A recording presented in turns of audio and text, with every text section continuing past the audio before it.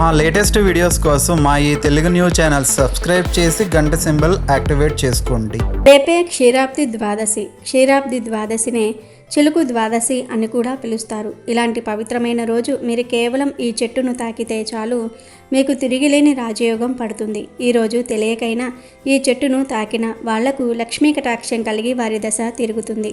మీ కష్టాలను, దరిద్రాన్ని, దోషాలను ఈ చెట్టు పోగొట్టి మీకు అదృష్టాన్ని అందిస్తుంది. మీ ఒంట్లోని సకల దరిద్రాలను పోగొడుతుంది. ఈరోజు ఈ చెట్టును తాకటం వలన కోరిన కోరికలు నెరవేరుతాయి. సకల సంపదలు వస్తాయి. మీ జీవితం అద్భుతంగా మారిపోతుంది. ఇంట్లో కోట్ల వర్షం కురుస్తుంది. లక్ష్మీదేవి నేరుగా మీ ఇంటికి వచ్చి అష్టైశ్వర్యాలను ఇస్తుంది. మరి అత్యంత శక్తివంతమైన ఈ క్షీరాబ్ది ద్వాదశి రోజు మీరు ఏ చెట్టును తాకితే మీకు అదృష్టం పడుతుందో ఈ వీడియోలో వివరంగా తెలుసుకుందాం. ఫ్రెండ్స్, ఈ వీడియోని చివరి వరకు చూడండి. అప్పుడే మేము చెప్పేది మీకు అర్థమవుతుంది. వీడియోలోనికి వెళ్లే ముందు కామెంట్ బాక్సులో ఓం శ్రీ తులసీదేవియే నమః అని కామెంట్ చేయటం మర్చిపోవద్దు. కార్తీక మాసంలోని ప్రతిరోజు ఒక పర్వదినం లాంటిదే. ముఖ్యంగా ఈ చిలుకు ద్వాదశి మహాపవిత్రమైనది.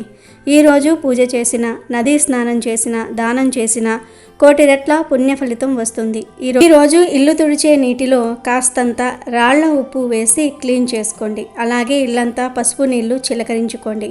ఇలా చేయటం వలన ఇంట్లోని జ్యేష్ఠాదేవి బయటికి వెళ్ళిపోతుంది. ఈ క్షీరాబ్ది ద్వాదశి రోజు క్షీరసాగర మదనం జరిగింది. ఆ సమయంలో అమృతం కూడా ఉద్భవించింది. అయితే ఆ సమయంలో దేవదానవుల మధ్య అమృతం కోసం జరిగిన ఘర్షణలో ఆ అమృతంలోని కొన్ని చుక్కలు నేల మీద పడి ఉసిరి చెట్టుగా మారిందని పురాణ కథ ఉంది. అందుకే సకల వ్యాధులను నివారించే కాయగా ఉసిరిని వాడతారు. ఇక ఆ రోజు నుండి క్షీరాబ్ది ద్వాదశి రోజు ఉసిరి చెట్టును పూజించటం మొదలుపెట్టారు. ఉసిరి చెట్టు సాక్షాత్తు విష్ణు స్వరూపం. లక్ష్మీనారాయణులు ఉసిరి చెట్టులో కొలువై ఉంటారు. ఒకనాడు శంకరాచార్యుల వారు ఒక ఇంటికి భిక్షకు వెళ్ళారు.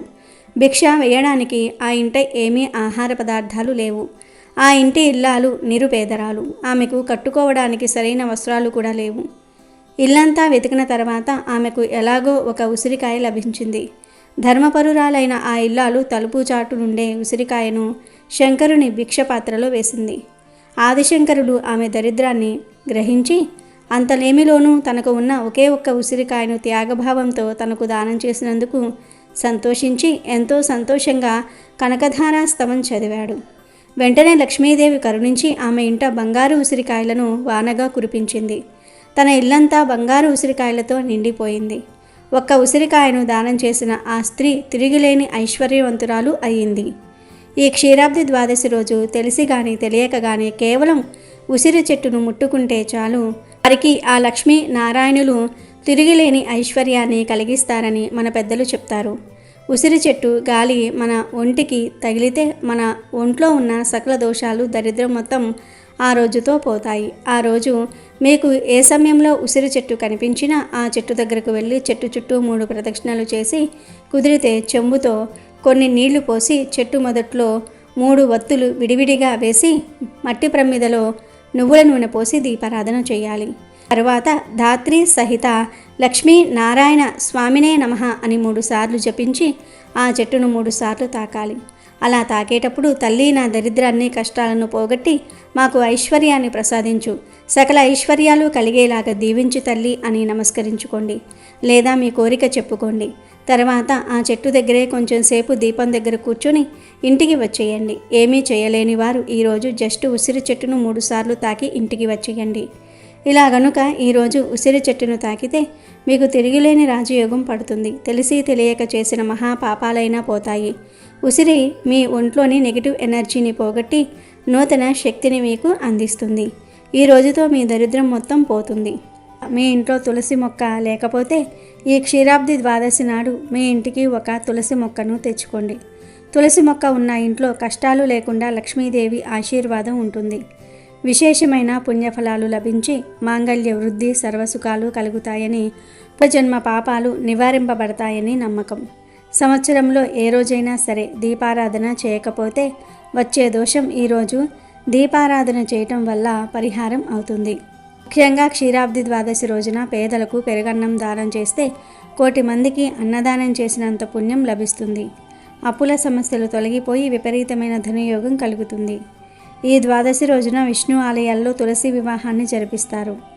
తులసి కొమ్మను వధువుగా అలంకరించి విష్ణు స్వరూపంగా భావించే ఉసిరి కొమ్మను తీసుకొచ్చి తులసితో కళ్యాణం జరిపిస్తారు. ఈ ద్వాదశి రోజున తులసి వివాహాన్ని చూసి అక్షింతలను తలపైన వేసుకుంటే దాంపత్య వివాహ సమస్యలు తొలగిపోతాయి. అలాగే ఈ క్షీరాబ్ది ద్వాదశి రోజు తులసి కోట దగ్గర 365 ఒత్తులను కూడా వెలిగించవచ్చు. ఉపవాసం ఉండి 365 ఒత్తులను వెలిగిస్తే సంవత్సరమంతా కూడా దీపారాధన చేసిన ఫలితం వస్తుంది. ఇక ఈ చిలుకు ద్వాదశి రోజు పొరపాటున కూడా కొన్ని కూరలు తినకూడదని శాస్త్రాలు చెప్తూ ఉన్నాయి. ఈ రోజున పొరపాటున కూడా పొట్లకాయ కూరను వండటం కానీ తినటం కానీ చేయకూడదు.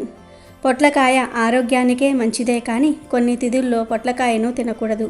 కనుక ఈరోజు పొట్లకాయ కూరను కానీ, పొట్లకాయ బజ్జీలను కానీ, పొట్లకాయ పచ్చడిని కానీ, పొట్లకాయను పప్పులో వేసుకొని కానీ ఇలా ఏ రూపంలోనూ కూడా తినకూడదు. తింటే ఏమవుతుందిలే అని మీరు అనుకోవచ్చు. తిన్న వెంటనే మనకు ఏమీ అవ్వదు, కానీ తర్వాత నిదానంగా రకరకాలుగా దరిద్రం పట్టి పీడిస్తుంది. చేసే పనుల్లో తేడాలు వస్తాయి, మానసిక స్థితిలో తేడాలు వస్తాయి, ఆరోగ్యం పాడవుతుంది, చేతిలో పైసా కూడా మిగలని స్టేజికి పోతారు. కాబట్టి ఈరోజు పొట్లకాయను వండవద్దు, తినవద్దు. పొట్లకాయతో పాటు ఈరోజు పుట్టగొడుగులను కూడా తినకూడదు. కాదని తింటే మాత్రం చాలా సమస్యలు వస్తాయి. మామూలు సమస్యలు కాదు, భూమి మీదే నరకం అనుభవించినట్టు ఉంటుంది. పొట్లకాయ, పుట్టగొడుగులు ఈ 2 కూరలను ఈరోజు తినకూడదు. వీటితో పాటు ఈరోజు నాన్ వెజ్ను కూడా తినకూడదు. అంటే గుడ్లు, చేపలు, మాంసము, రొయ్యలు, పీతలు ఇలాంటివేమీ తినకూడదు. చాలామంది గుడ్డును వెజ్ అనుకుని పప్పు కూరలతో కలిపేస్తారు, కానీ గుడ్డు కూడా నాన్ వెజ్ తినకూడదు. అందులోనూ ఈ చిలుకు ద్వాదశి ఆదివారంతో కలిసి వచ్చింది. ఆదివారం అనగానే అందరూ మాంసాహారం ఏదో ఒకటి తెచ్చుకొని వండుకొని తింటూ ఉంటారు. కానీ ఈ ఆదివారం రోజు చిలుకు ద్వాదశి వచ్చింది కనుక నాన్ వెజ్ అస్సలు తినకూడదు. అంటే పూజలేమీ చేయలేని వారు తినేసినా పెద్ద పట్టింపేమీ ఉండదు. కానీ పూజ చేసేవారు మాత్రం తప్పనిసరిగా ఈ నియమాన్ని పాటించాలి.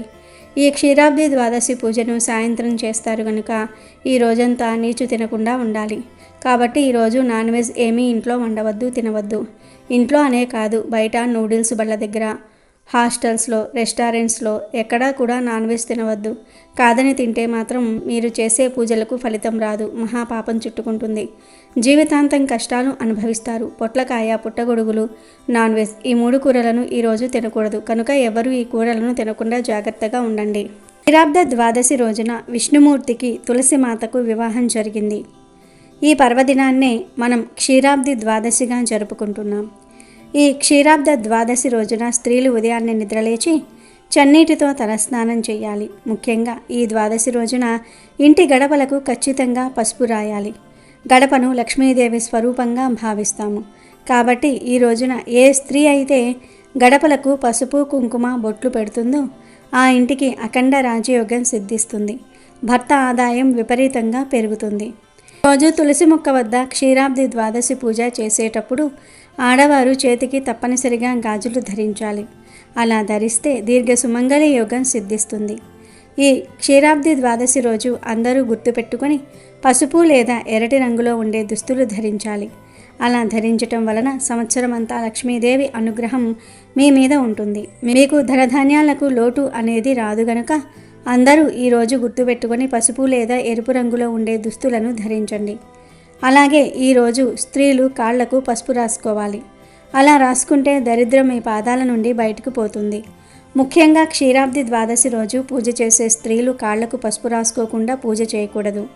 అంతేకాదు క్షీరాబ్ది ద్వాదశి పూజ చేసే ఆడవారు నుదుటిన బొట్టు, తలలో పువ్వులు కూడా పెట్టుకుని తులసి పూజ చేసుకుంటే అష్టైశ్వర్యాలు సిద్ధిస్తాయి. ఈరోజు ప్రతి ఒక్కరూ తులసీదేవిని పూజించి తీరాలి. ఈ ఒక్కరోజు తులసీదేవిని పూజిస్తే సంవత్సరం మొత్తం తులసీదేవిని పూజించిన ఫలితం లభిస్తుంది. మరి ఈ క్షీరాబ్ది ద్వాదశి రోజు తులసీదేవిని ఎలా పూజించాలి, ఏ నైవేద్యాలు పెట్టాలి, ఏ సమయంలో పూజ చేయాలి, తులసి చెట్టు ముందు తప్పనిసరిగా ఏ ముగ్గులు వేయాలి అనే విషయాన్ని ఇప్పుడు మనం ఈ వీడియోలో వివరంగా తెలుసుకుందాము. ఏకాదశి వ్రతం చేసి ద్వాదశి పూజ చేస్తే చాలా మంచిది. ముందు రోజు ఏకాదశి ఉపవాసం చేయని వారు కూడా ఈ క్షీరాబ్ది ద్వాదశి పూజ చేసుకోవచ్చు.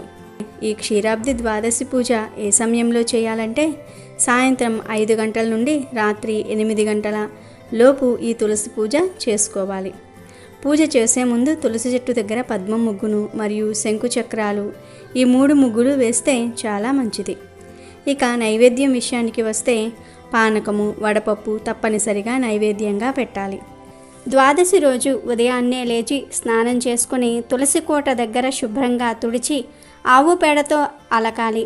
లేకపోతే మామూలుగా పసుపు నీళ్ళైనా సరే చల్లవచ్చు. తరువాత అక్కడ బియ్యపిండితో పద్మం ముగ్గు వేసి ఆ ముగ్గు మీద పూలను చల్లి అలంకరించుకోవాలి. ఈ విధంగా తులసిని తయారు చేసుకోవాలి. ఆ రోజు సాయంత్రం ఒక చిన్న ఉసిరి కొమ్మను తులసి కోటలో తులసి మొక్క పక్కన నాటాలి. ఉసిరి కొమ్మ అందుబాటులో లేనివారు లక్ష్మీ నారాయణుల విగ్రహాన్ని లేదా ఫోటోను ఒక ప్లేట్లో పెట్టి తులసి కోటలో పెట్టాలి. ఆ తర్వాత తులసి కోట దగ్గర చలిమిడితో చేసిన దీపాలు వెలిగించుకోవాలి, లేదా మామూలు దీపాలను అయినా సరే వెలిగించాలి. ఈరోజు ఇలా తులసి కోట ముందు ఎవరైతే దీపాలు పెడతారో వారి ఇంట్లో కలకాలము ధనధాన్యాలు నిలుస్తాయని శాస్త్రవచనం. తులసి కోట చుట్టూ దీపాలు పెట్టుకోవాలి. కానీ ఆ దీపాలను తులసి చెట్టుకు వేడి తగిలేలాగా పెట్టకూడదు, కొంచెం దూరంగా పెట్టుకోవాలి. ఇలా దీపాలు పెట్టిన తర్వాత తులసిని, ఉసిరిని మీ దగ్గర ఉన్న పూలతో చక్కగా అలంకరించండి. నైవేద్యంగా చలిమిడి, వడపప్పు, తాంబూలము, కొబ్బరికాయ సమర్పించాలి. వీటితో పాటు ఖచ్చితంగా ఉసిరికాయలతో చేసిన ఏదో ఒక పదార్థాన్ని నైవేద్యంగా సమర్పించాలి. అంటే ఉసిరికాయ జామ్ లేదా కేవలం ఉసిరికాయను అయినా సరే పెట్టవచ్చు. ఉసిరికాయ పచ్చడిని అన్నంలో కలిపి కూడా నివేదన చేయవచ్చు. ఆ తర్వాత శ్రీ దామోదర అష్టోత్తరము, తులసి అష్టోత్తరము పఠించాలి. అష్టోత్తరం చదవలేని వారు తులసీధాత్రి సహిత లక్ష్మీ నారాయణాయ కార్తీక దామోదరాయ నమః అనే మంత్రాన్ని 108 సార్లు జపించాలి. ఇంత పెద్ద మంత్రాన్ని చదవలేము అనుకునేవారు శ్రీ లక్ష్మీ సహిత శ్రీ ధాత్రే నమః అనే మంత్రాన్ని 108 సార్లు పఠించాలి. క్షీరాబ్ది ద్వాదశి రోజు తులసి కోట వద్ద దీపాలు వెలిగించి నైవేద్యాన్ని సమర్పించి ఈ మంత్రాలు పఠిస్తే చాలు, పూజ పూర్తయినట్టే. ఎవరైనా సరే చాలా సింపుల్గా ఈ పూజ చేసుకోవచ్చు. ఇలా క్షీరాబ్ది ద్వాదశి రోజు పూజ చేసిన వారికి ఇహమందు పరమందు అష్టైశ్వర్యాలు చేకూరుతాయని, సౌభాగ్యం సిద్ధిస్తుందని స్కాంద పురాణంలో చెప్పారు. కాబట్టి అందరూ కూడా ఈ విధంగా క్షీరాబ్ది ద్వాదశి పూజను చేసుకుని సకల శుభాలను, సౌభాగ్యాన్ని పొంది ఆనందంగా జీవించండి. పాల సముద్రం నుంచి సకల సిరులతో ఆవిర్భవించిన లక్ష్మీదేవిని శ్రీహరి పరిణమాయడన శుభతిథి ఇదే. ఈ కారణంగానే క్షీరాబ్ది ద్వాదశి సాయంత్రం ముత్తైదువులు లక్ష్మీదేవిని భక్తి శ్రద్ధలతో పూజించి శ్రీ మహావిష్ణువు లక్ష్మీదేవికి వివాహం జరిపిస్తారు. తులసిని శ్రీలక్ష్మిగాను, ఉసిరి చెట్టును శ్రీమన్నారాయణుడిగాను భావించి వివాహం జరిపించి పునీతులవుతారు. సాయంత్రం దీపాలతో అలంకరిస్తారు. ఈ రోజంటే శ్రీ మహావిష్ణువుకు ప్రీతి. అందుకే లక్ష్మీ సమేతంగా ఆయన ఈ రోజున బృందావనంలోనికి అడుగు పెడతాడు. బృందావనం అంటే తులసి, తులసి అంటే లక్ష్మి అని నమ్మకం ఉంది. కాబట్టి ఈ రోజున లక్ష్మీ స్వరూపమైన తులసి చెట్టులో విష్ణు స్వరూపమైన ఉసిరి మొక్కను ఉంచి పూజలు చేస్తూ ఉంటారు. తులసి కోటకు చేరువలో శ్రీ మహావిష్ణువు ప్రతిమను కానీ శ్రీకృష్ణ ప్రతిమను కానీ ఉంచి పూజిస్తే మంచి ఫలితం వస్తుంది. భక్తి శ్రద్ధలతో క్షీరాబ్ది ద్వాదశి పూజ చేసిన వారికి ఆయురారోగ్య అష్టైశ్వర్యాలు సంప్రాప్తిస్తాయని వేదాలు ఘోషిస్తూ ఉన్నాయి. అంతేకాదు క్షీరాబ్ది ద్వాదశి పూజ చేసిన వారికి సౌభాగ్యం సిద్ధిస్తుంది, సుమంగళి యోగం సిద్ధిస్తుంది. అందుకే మహిళలు ఎంతో భక్తిగా ఈరోజు పూజ చేస్తారు. ఈ పూజ చేయటం వలన సుమంగళి యోగం సిద్ధిస్తుంది. వివాహమైన ఏ భారతీయ మహిళ అయినా సరే ముందు ధనాన్ని, బంగారాన్ని, చీరలను కావాలని కోరుకోదు. అన్నిటికన్నా ముందు సౌభాగ్యాన్ని కోరుకుంటుంది. భారతదేశంలో పుట్టిన ఏ స్త్రీ అయినా సరే సౌభాగ్యాన్ని, భర్త ఆయుష్ను కోరుకుంటుంది. స్త్రీల సౌభాగ్యాన్ని నిలిపి భర్త ఆయుష్ను జాగ్రత్తగా కాపాడేదే క్షీరాబ్ది ద్వాదశి పూజ. ఆషాఢ మాసంలో శుద్ధ ఏకాదశి రోజున క్షీరసాగరంలో శయనించిన విష్ణు భగవానుడు కార్తీక శుద్ధ ఏకాదశి నాడు నిద్ర నుండి మేల్కొన్నాడు. అలా నిద్ర నుండి మేల్కొనిన మరుసటి రోజే క్షీరాబ్ది ద్వాదశి పర్వదినంగా భక్తులు పండుగను జరుపుకుంటూ ఉంటారు. కార్తీక శుద్ధ ద్వాదశి వ్రతం విష్ణువుకు ఇష్టమైన వ్రతం.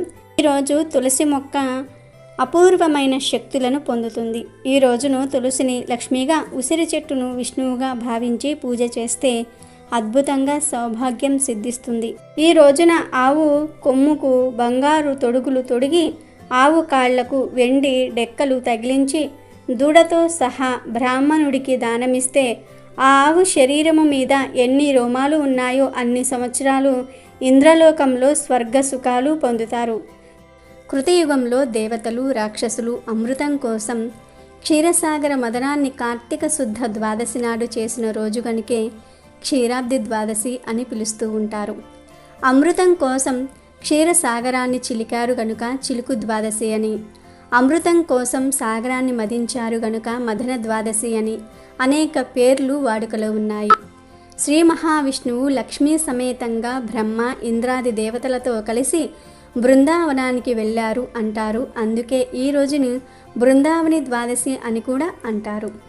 బృంద విష్ణువుల వివాహము జరిగి బృంద తులసి చెట్టుగాను, విష్ణువు సాలగ్రామంగా ఒకరిని ఒకరు శపించుకున్న రోజు కనుక బృంద ద్వాదశి అంటారు. క్షీరసాగర మథనములో జరిగిన లక్ష్మీదేవిని శ్రీ మహావిష్ణువు దేవదానవ సమక్షములో వివాహమాడుతాడు.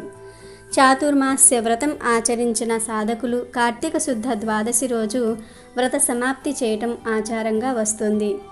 కార్తీక శుద్ధ ద్వాదశి రోజునే శ్రీ మహావిష్ణువు లక్ష్మీ సమేతంగా బ్రహ్మ, ఇంద్రాది దేవతలతో కలిసి బృందావనానికి వెళ్ళారు అంటారు. అందుకే ఈ రోజును బృందావని ద్వాదశి అని కూడా అంటారు. పురాణ కథనాన్ని అనుసరించి తులసి కళ్యాణం కథ ఇలా సాగుతుంది. దేవదానవులు అమృతం కోసం సాగరాన్ని మదించినప్పుడు లక్ష్మీదేవి సహోదరిగా తులసి పుట్టుకొచ్చింది. అప్పుడు తులసి కూడా విష్ణుమూర్తిని ఆరాధించింది. పెళ్లి చేసుకోవాలని కలలు కంది. అయితే అప్పటికే లక్ష్మీదేవి విష్ణువుకు భార్య అవ్వటం వలన సహజంగానే ఆమెకు తులసి మీద మహాకోపం వచ్చింది. తన పెనిమిటికి మరో భార్య ఏమిటి అని చిరాకు పడి తులసిని నువ్వు మొక్కగా మారిపో అని శపించింది. అయితే తన పట్ల అంత ఆరాధన పెంచుకున్న తులసి ఒక మొక్కగా మారిపోవటం విష్ణుమూర్తిని బాధించింది. అందుకే తులసితో, తులసి బాధపడకు, భవిష్యత్తులో నీ కోరిక తప్పకుండా నెరవేరుతుంది.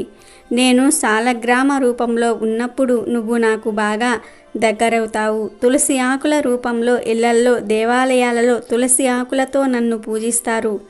అంతేకాదు భక్తులందరూ నిన్ను ఎంతో పవిత్రంగా భావించి ఇళ్లల్లో తులసి మొక్కను నాటుకొని ప్రతిరోజు పూజిస్తారు. నీకు నీళ్లు పోసేటప్పుడు భక్తిగా నమస్కరిస్తారు. నీ ముందు దీపం వెలిగించి పూజిస్తారు. కార్తీక శుక్ల ద్వాదశి నాడు నీతో నాకు కళ్యాణం చేస్తారు. అప్పుడు నీ కోరిక తీరి సంతృప్తి చెందుతావు అంటూ ఓదార్చి దీవించాడు. ఆ విధంగా తులసి మొక్కకు ఎనలేని పవిత్రత చేకూరింది. కార్తీక ద్వాదశి నాడు తులసికి, ఉసిరికి వివాహం చేసే సాంప్రదాయం ఏర్పడింది.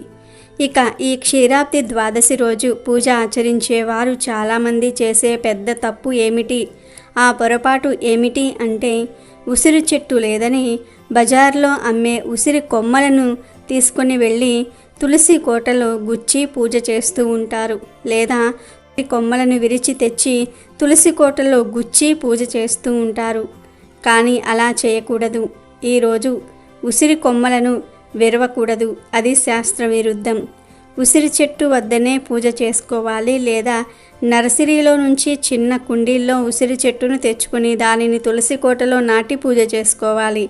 కార్తీక మాసంలో క్షీరాబ్ది ద్వాదశి రోజు ఎట్టి పరిస్థితుల్లోనూ కూడా ఉసిరి చెట్టు కొమ్మలను విరవటము, నరకటం వంటి పనులు చేయకూడదు. అలా చేస్తే మీరు పూజ చేసినా ఫలితం రానే రాదు. చాలామందికి తెలియక ఈ తప్పు చేస్తారు. దీనివలన పూజా ఫలితం పోతుంది. కనుక అందరూ కూడా ఈరోజు ఈ తప్పు చేయకుండా జాగ్రత్త పడండి. ఇక ఈ పర్వదినాలలో ఆచరించే మరో సాంప్రదాయం వనభోజనాలు. తోటలు, ఊరికి దగ్గరలోని వనాల్లోనికి వెళ్ళి ఉసిరి వద్ద విష్ణు, శివ, లక్ష్మీ పూజలు ఆచరించి అక్కడే వండిన ఆహార పదార్థాలను దేవుడికి నివేదించి అనంతరం అందరూ సామూహికంగా ప్రసాదాన్ని స్వీకరించటం, ఉల్లాసంగా ఆ రోజును ఆస్వాదించటం ఒక సాంప్రదాయం. అమెజాన్లో బెస్ట్ డిస్కౌంట్స్ కోసం వీడియో డిస్క్రిప్షన్లో లింకు ఉంది, చూడండి. అలాగే మా టెలిగ్రామ్ ఛానల్ సబ్స్క్రైబ్ చేసుకోండి.